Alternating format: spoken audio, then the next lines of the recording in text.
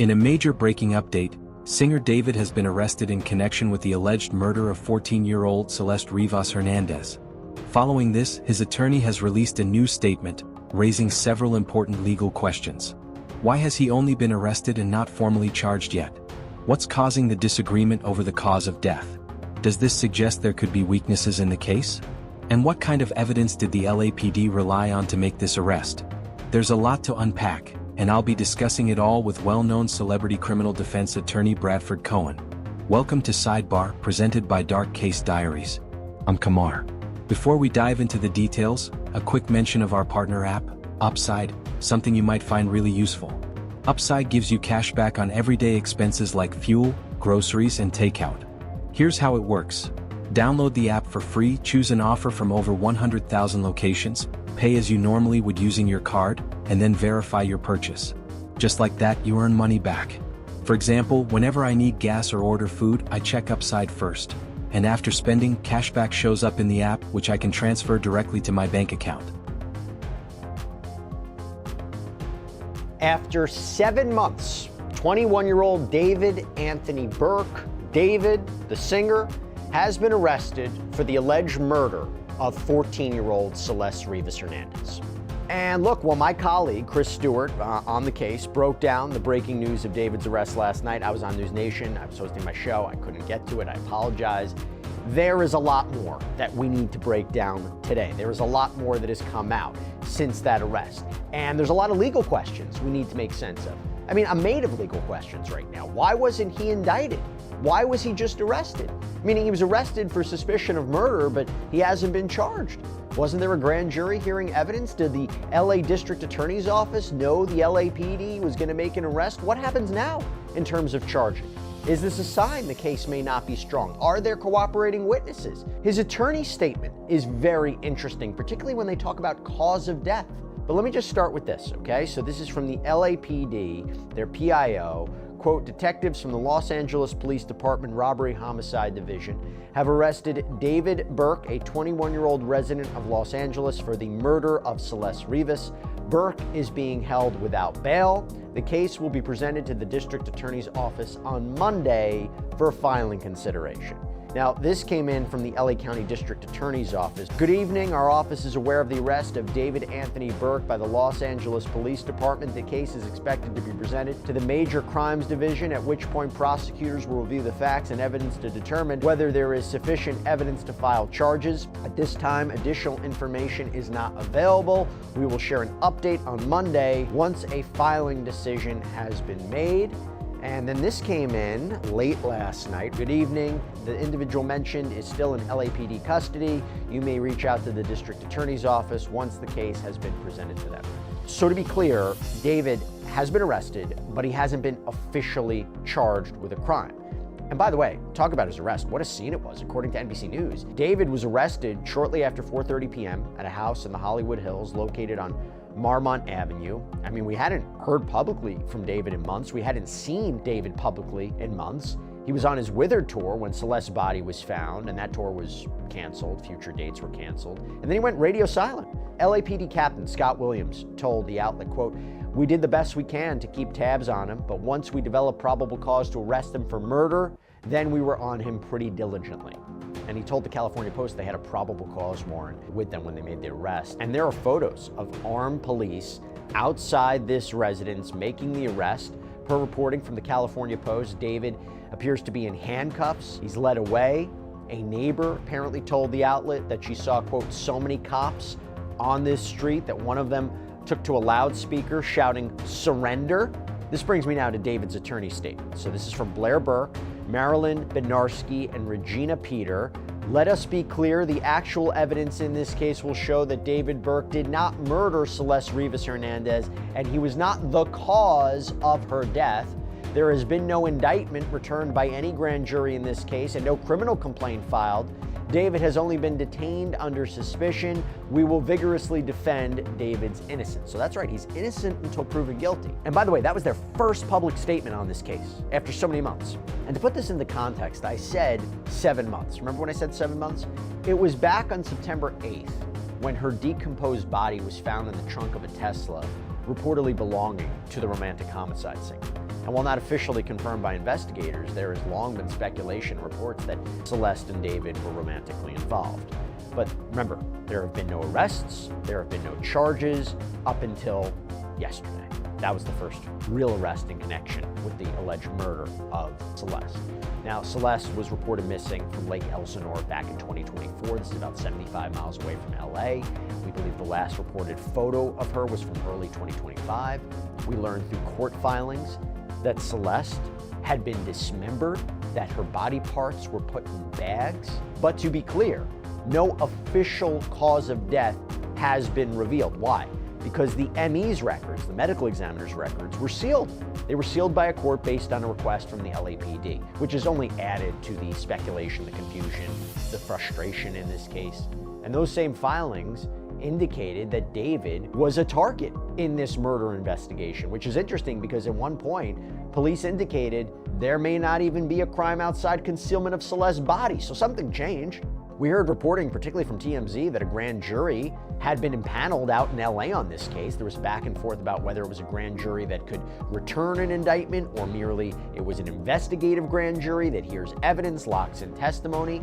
And based on what just happened, David being arrested but not charged, isn't that telling?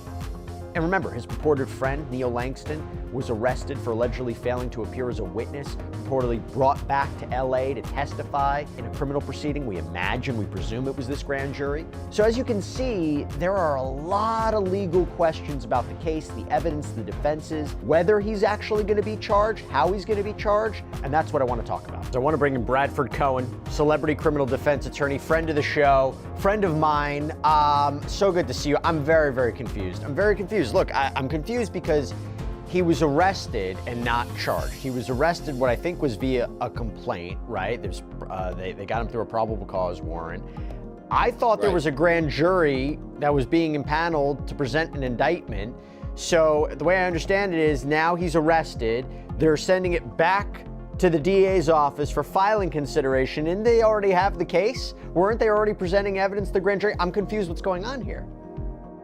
So I'm confused as well because I thought they were presenting evidence to a grand jury this whole time. I thought that's what was taking so long because they were determining how the cause of death happened, what the evidence was. And it was unusual because it's a Tesla, and usually Tesla has audio and video attached to their car. So you would be able to see who was putting what in where or when it happened and when it was parked. The whole thing was very unusual the way it developed and then how long it took.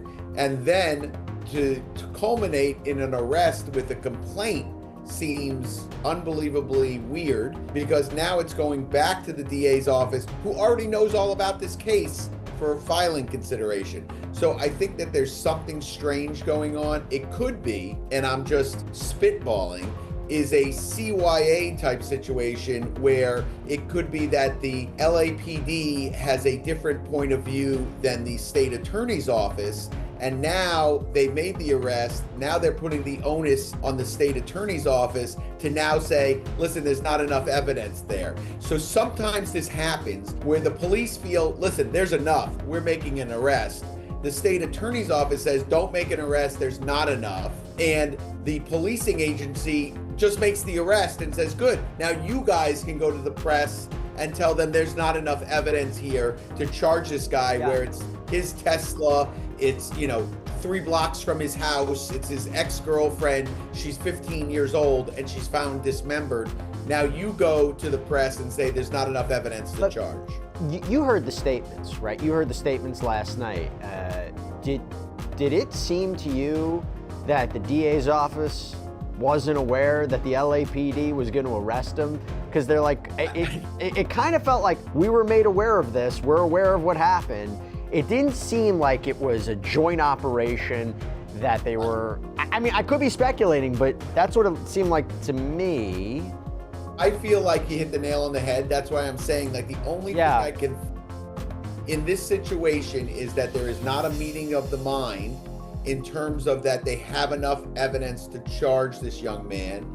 And if they don't have enough evidence, or the state feels they don't, but the LAPD feels they do, like I said, the LAPD never wants to look stupid, and they do look stupid where it feels like there's a lot of evidence here that points to this gentleman, and they're not making an arrest, and it's been 6 months, it's been 8 months. So that's why now they can say, listen, good, here's the state attorney. You say that there's not evidence.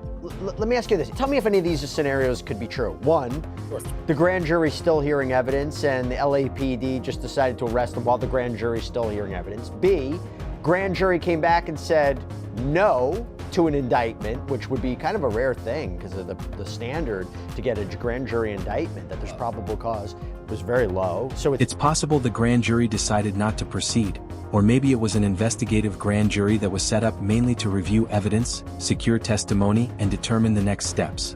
All of these scenarios are on the table. However, the third option seems less likely.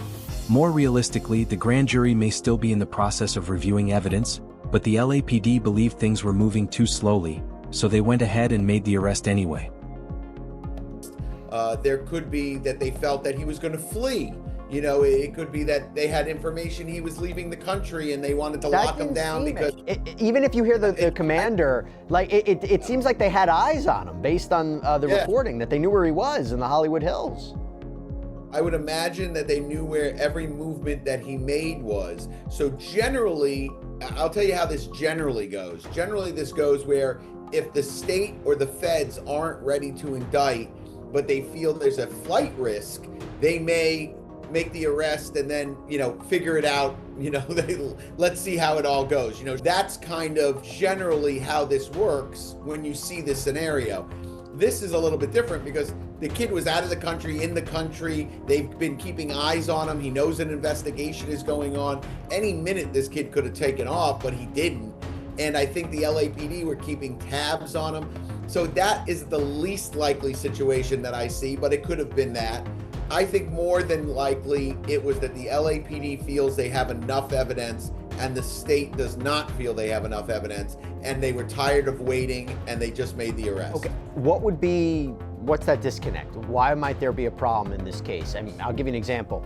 It was reported that Neo Langston, David's purported friend, testified for only 30 to 40 minutes. And this was believed that he was somebody who was important to this case, that allegedly was there, that maybe had a role in this. And allegedly he was arrested for failing to appear. He was arrested in Montana, brought back.